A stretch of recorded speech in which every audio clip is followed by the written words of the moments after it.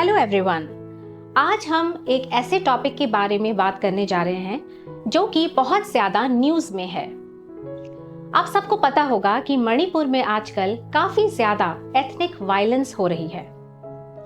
इसमें एथनिसिटी का बहुत बड़ा रोल है। तो आज हम जानेंगे कि एथनिसिटी क्या होता है और कौन से वो फैक्टर्स होते हैं जिनके बेसिस पे एक एथनिक ग्रुप क्रिएट होता है, और एथनिसिटी के बारे में स्कॉलर्स ने क्या कहा है। सोशियोलॉजी के पर्सपेक्टिव से देखें तो एथनिक ग्रुप एक सोशल ग्रुप होता है। एक पर्टिकुलर एथनिक ग्रुप के मेंबर्स एक कॉमन कल्चर को आपस में शेयर करते हैं, एक ही लैंग्वेज बोलते हैं, कॉमन फूड या कुजीन्स खाते हैं, उनका म्यूजिक और उनके डांसेस भी कॉमन होते हैं, एक ही ज्योग्राफिकल प्लेस या रीजन में रहते हैं। इस वजह से उनकी बॉन्डिंग आपस में बहुत स्ट्रॉन्ग होती है। उनमें वी फीलिंग या सेंस ऑफ बिलोंगिंगनेस बहुत ज्यादा मजबूत होती है। अब मैं आपको कुछ एग्जाम्पल्स देती हूँ अलग अलग एथनिक ग्रुप्स के। ज्यूज अपने आप में एक एथनिक ग्रुप है, नीग्रोज भी एक एथनिक ग्रुप है, जापानीज एक और एथनिक ग्रुप है। वैसे ही भारत में देखें तो पंजाबीज एक एथनिक ग्रुप क्रिएट करते हैं, कश्मीरीज, तमिलियंस, मारवाड़ीज, सिंधीज, इन सब की अपनी अलग एक खास पहचान है। इन सभी एथनिक ग्रुप्स की भाषा, वेशभूषा, खान पान, संगीत अलग अलग होते हैं जो कि इनको यूनिक बनाते हैं, एक दूसरे से कल्चरली डिस्टिंक्ट बनाते हैं और इनको एक यूनिक आइडेंटिटी देते हैं।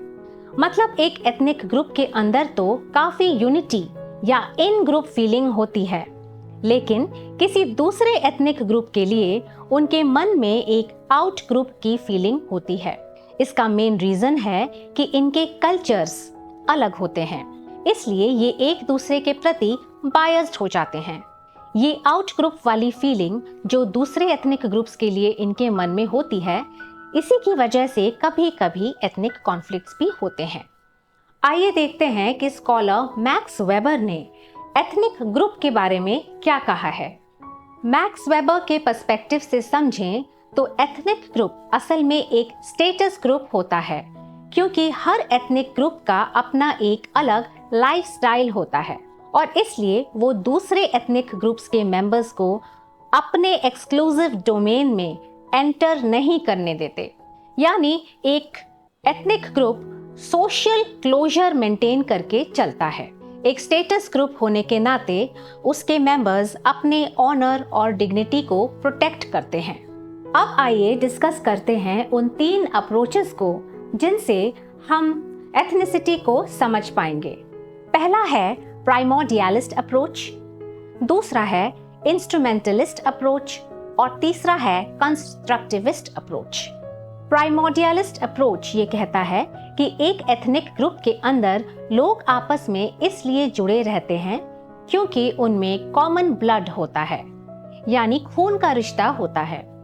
उनके जीन्स सिमिलर होते हैं, मतलब वो एक दूसरे से किनशिप टाइज द्वारा बंधे होते हैं, आपस में सगे संबंधी होते हैं, कई सालों से एक कॉमन ज्योग्राफिक रीजन में साथ रहते हैं, इससे भी उनकी क्लोजनेस बढ़ चुकी होती है। अब आइए हम समझते हैं इंस्ट्रूमेंटलिस्ट अप्रोच को।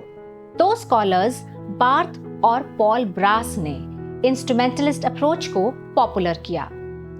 इन दोनों स्कॉलर्स के अनुसार एथनिसिटी को जानबूझ के क्रिएट करवाया जाता है मैनिपुलेशन के द्वारा। ये काम एक एथनिक ग्रुप में कल्चरल एलीट्स द्वारा किया जाता है क्योंकि वो एथनिसिटी को यूज करके पॉलिटिकल पावर को हासिल करना चाहते हैं।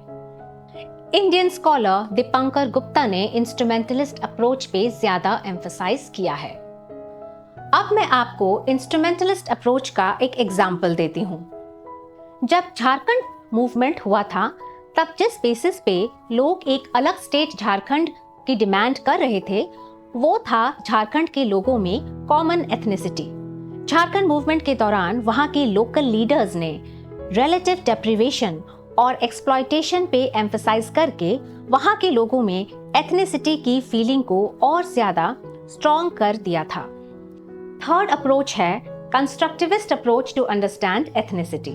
स्कॉलर पार्थ कहते हैं, जब एक एथनिक ग्रुप के मेंबर्स आपस में इंटरैक्ट करते हैं, कम्युनिकेट करते हैं, तब वो एक सेंस ऑफ बिलोंगिंगनेस को खुद ही क्रिएट करते हैं। मतलब जीन्स इतना बड़ा रोल नहीं प्ले करता एथनिसिटी को क्रिएट करने में, जितना इंटरैक्शन और कम्युनिकेशन का रोल होता है।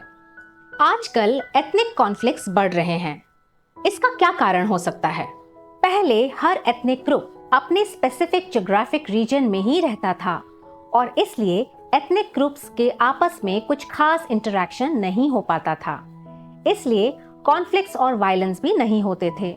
लेकिन अब urbanisation, migration, transportation and communication की वजह से एथनिक ग्रुप्स एक दूसरे के रेगुलर कांटेक्ट में आते रहते हैं। इसी कारण से एथनिक कॉन्फ्लिक्ट्स भी ज्यादा होने लगे हैं, क्योंकि एथनिक ग्रुप्स के बीच में आउट ग्रुप की फीलिंग बढ़ रही है। इनमें हॉस्टिलिटी की फीलिंग स्ट्रॉन्ग होती जा रही है। रीजन ये है कि इनके कल्चर्स एक दूसरे से डिफरेंट हैं। अब मैं आपको all over the world ethnic conflicts के कुछ एग्जांपल्स देती हूँ। श्रीलंका में सिन्हला कम्युनिटी के एथनिक टेंशन्स होते रहे हैं वहां के तमिलियन कम्युनिटी के साथ। वैसे ही म्यांमार में रोहिंग्यास के एथनिक कॉन्फ्लिक्ट्स होते रहे हैं वहां के बुद्धिस्ट कम्युनिटी के साथ कल्चरल डिफरेंसेस की वजह से। मणिपुर में आजकल एथनिक कॉन्फ्लिक्ट्स हो रहे हैं मेतीज और कुकीज के बीच में। इसका मेन रीजन है उनमें एथनिक डिफरेंसेस। काफी लंबे समय से इन दोनों एथनिक ग्रुप्स में पब्लिक जॉब्स और लैंड को लेके टेंशन्स थी और अब वो बहुत ज्यादा प्रोमिनेंट हो गए हैं। तो ये था हमारा आज का डिस्कशन एथनिसिटी पे। अगर आपको हमारा आज का डिस्कशन अच्छा लगा हो तो कृपया हमारे ट्रस्ट आइज चैनल को ज़्यादा से ज़्यादा लाइक एंड सब्सक्राइब करें।